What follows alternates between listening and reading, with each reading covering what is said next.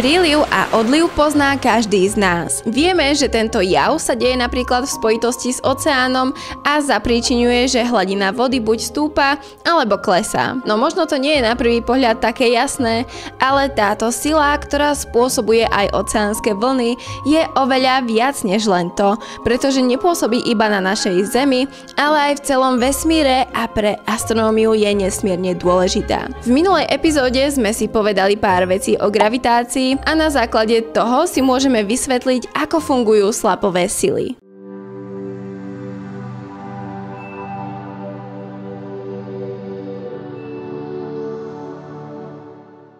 Dnes už vieme, že gravitačné pôsobenie klesá s narastajúcou vzdialenosťou, takže čím ste ďalej od masívneho objektu, tým menej na vás bude pôsobiť jeho gravitačná príťažlivosť. To, ako pociťujeme gravitačnú silu na Zemi, závisí od toho, akú má Zem hmotnosť, akú hmotnosť máme my a ako ďaleko sme od ťažiska objektu. V tomto prípade Zem a Mesiac obiehajú okolo ťažiska, ktoré leží asi 4700 km od zemského stredu a to je tiež dôvod, prečo sa tieto dve telesá nikdy nezrazia. Gravitačná sila slabne s druhou mocninou vzdialenosti, takže ak zdvojnásobíte svoju vzdialenosť od zemského jadra, gravitácia bude 4-krát slabšia. Ak budete od jadra 10-krát ďalej, sila klesne 100-krát. Práve teraz ste od stredu Zeme približne 6400 km a keďže v tejto vzdialenosti žijete celý život, nevnímate veľké výkyvy gravitačného pôsobenia. Ale ak by ste mali výšku niekoľkých stoviek kilometrov a vaša hlava by bola niekde v termosfére,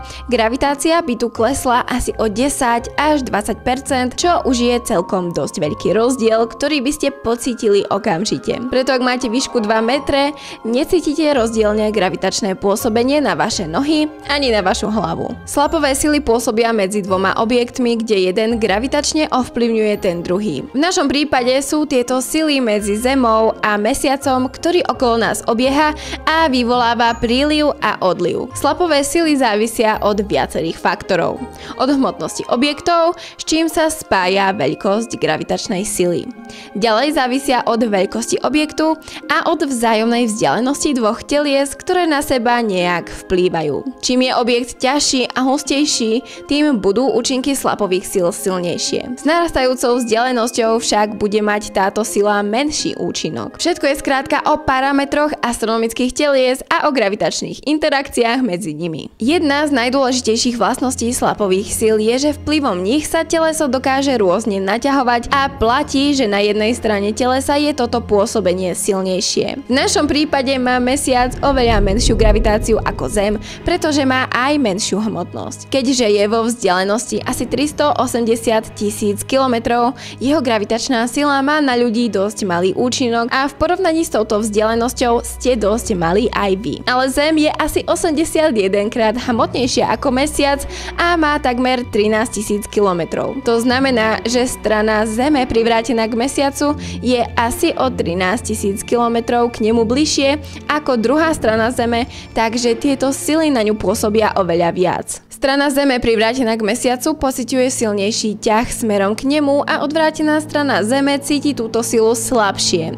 Takže Mesiac silnejšie priťahuje telesá na privrátenej strane Zeme ako na odvrátenej strane. V rovnakej vzdialenosti je tiež slapová sila Zeme na povrchu Mesiaca asi 20 krát silnejšia ako sila Mesiaca na povrchu Zeme. Najviac na túto silu reaguje voda, ktorá sa vydúva tam, kde je slapová sila najsilnejšia, čiže na protiľahlých stranách Zeme. Ak je na jednom z týchto miest pláž, voda ju zakrie a my hovoríme, že je príliv. Ak slapová sila zoslabne, hladina vody je nižšie a hovoríme, že je odliv. O 6 hodín neskôr pozorujeme zase príliv a o ďalších 6 hodín je zase odliv. A preto máme každý deň 2 prílivy a 2 odlivy, ktoré spôsobujú, že hladina mora môže vystúpiť až o niekoľko metrov v závislosti od toho, kde sa na Zemi nachádzame. Slapové sily v prípade našej Zeme si môžeme predstaviť ako výdutie vody na opačných stranách Zeme, ktoré spôsobuje Mesiac a Slnko. Tieto výdutie sú na Zemi prítomné vždy Ale keďže naša Zem rotuje rýchlosťou asi 500 metrov za sekundu,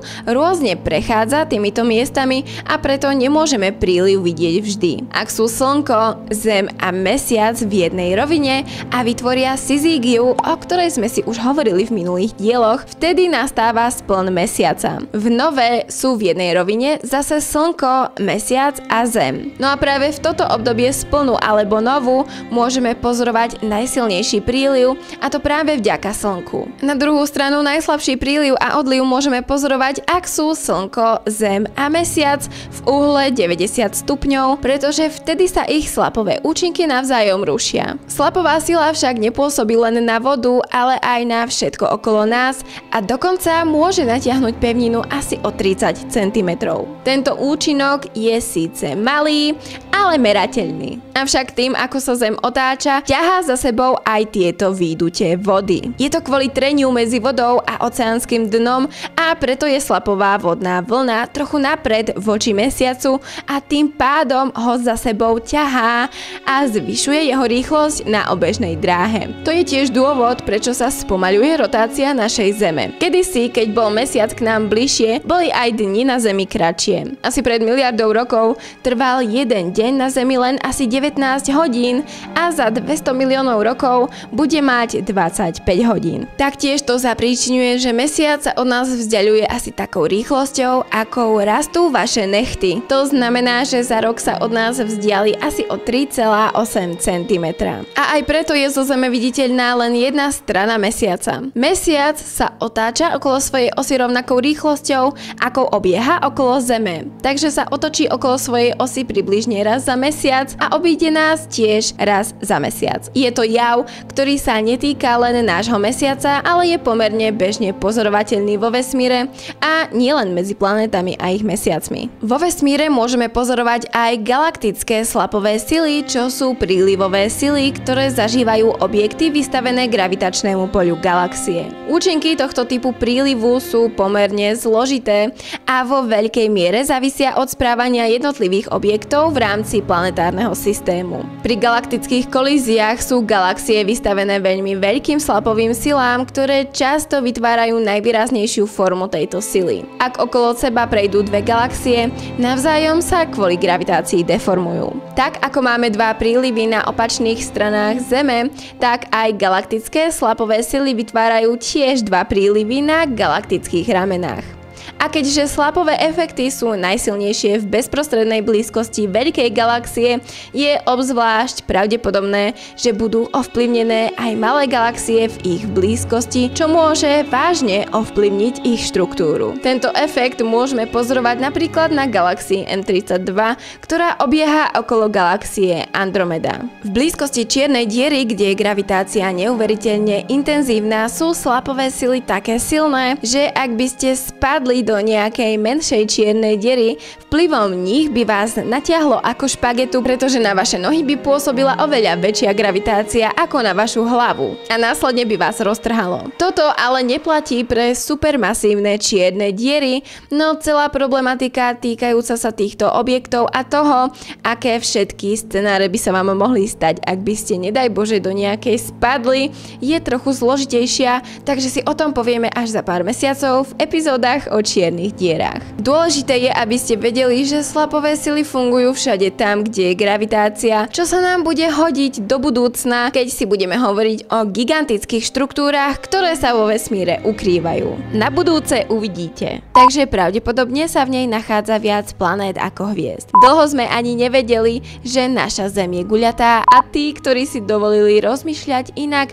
boli úplne ignorovaní a považovaní za bláznov. Spolu so Saturnom sa zaraďuje medzi plynné obry a obe sú na našej nočnej oblohe viditeľné voľným okom, ale aj zmesou hornín, vody, metánu a amoniaku. Táto zdanlivo jednoduchá otázka nemá jednoduchú odpoveď. Nakoniec sa začala vedecká diskusia o tom, ako tieto objekty čo najlepšie opísať. Z 8 planét sú Merkúr a Venuša jediné, ktoré nemajú žiadny mesiac, ale je možné, že kedysi nejaký mali. A dokonca aj malé asteroidy môžu mať svoje vlastné mesiace. Chcem tým povedať, že niektoré veci, ako napríklad stôl či futbalové ihrisko, majú jasne dané okraje. Ale kde môže mať hranicu niečo ako slnečná sústava?